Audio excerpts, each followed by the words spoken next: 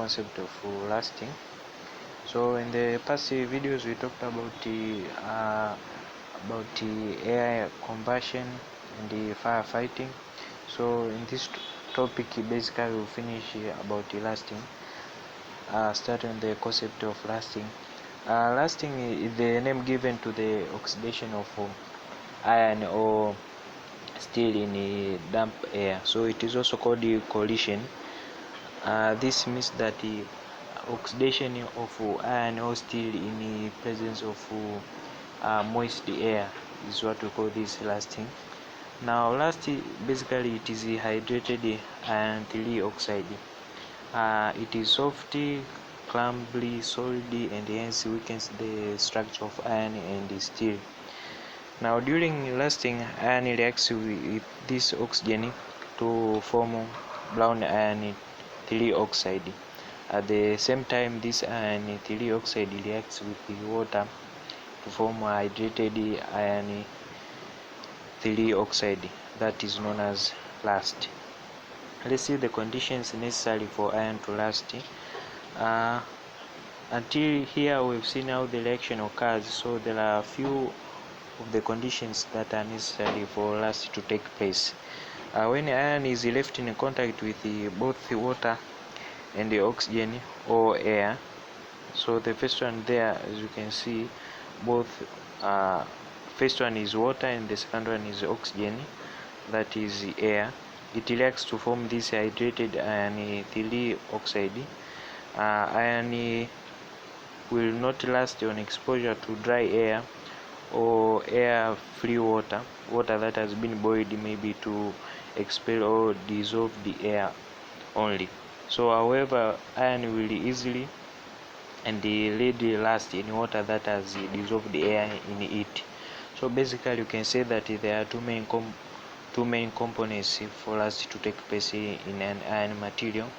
The first one, there has to be a oxygen and the water. So if you combine, is like moist the air is what will cause the iron to last. Moving on, let's see the different methods of preventing iron from lasting. We have learned that from iron to last there must be direct contact between the iron and both water and oxygen from the air. Therefore, in order to stop lasting, we must protect the iron from either water or moisture or oxygen or air or both. Now the following are some of the methods that are used to prevent iron from lasting. The first one is painting. Painting the iron article creates a waterproof or an airproof cover over the surface of the iron. Now this method is widespread for objects ranging in sizes from ships and bridges to garden gates. So those are the places where painting is used. Paints can contain lead or zinc that are used, and these paints are especially good for preventing lasting. For example, lead painting contain an oxide of lead. Now, as oxygen and water cannot reach the iron, it does not last because of the painting. However, if the painting layer is scratched off, lasting may occur. So regular repainting is necessary to keep this protection intact. The other method is oiling and greasing. Oiling or greasing of the moving parts of the machinery forms a protective film that is preventing lasting.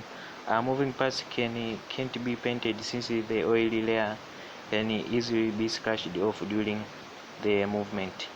Again, the treatment must be done repeatedly in order to provide protection. The other way is a plastic coating, that is steel is coated with plastics for the use maybe in these garden chairs, refrigerators, bicycle baskets, dish lacquers, etc. Now the plastic PVC, a trade name for the polyethylene, is often used for this purpose. So plastic is cheap and it can be made to look attractive to these iron materials.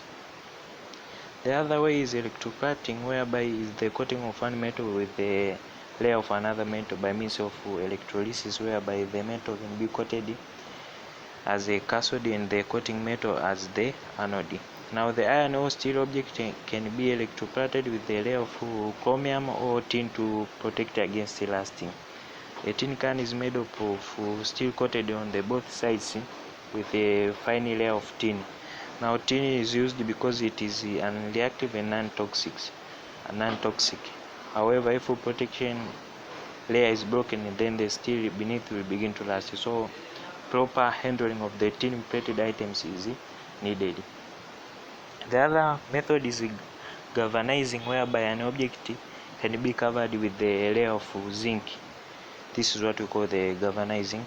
Even if the zinc is scratched to expose the iron does not rust because the zinc is higher in the reactive series than iron. So zinc reacts with water and oxygen in preference to the iron. Now the zinc layer can be applied by several different methods. These methods include electroplating or dipping the object into molten zinc. When an iron or steel article is dipped into molten zinc and then removed, it becomes coated with a thin layer of zinc. So basically it helps in the protection. The other one is alloying. Mixtures of metals are what we call alloys. Now, for example, iron can be mixed with small quantities of much less reactive metals to form an alloy called stainless steel. Now, the stainless steel contains iron mixed with chromium, nickel, or manganese. And now the stainless steel does not rust, so it is very attractive appearance. It has a very attractive appearance, so it is used to make cutlery or in the kitchen equipments. The other method is the use of silica gel. Silica is a common name for the silicon dioxide. It is a granule, vitreous, highly porous form of silica made of identical from sodium silicate. Now, despite its name, silica gel is basically solid. It is used as a desiccant which absorbs moisture to prevent rusting of iron items or articles. Now, most often a small bag of silica gel is put inside the bags or boxes used for storing or carrying iron items to absorb any moisture that can cause rusting. Thank you for listening. So that's just shortly about the few of the methods to prevent rusting.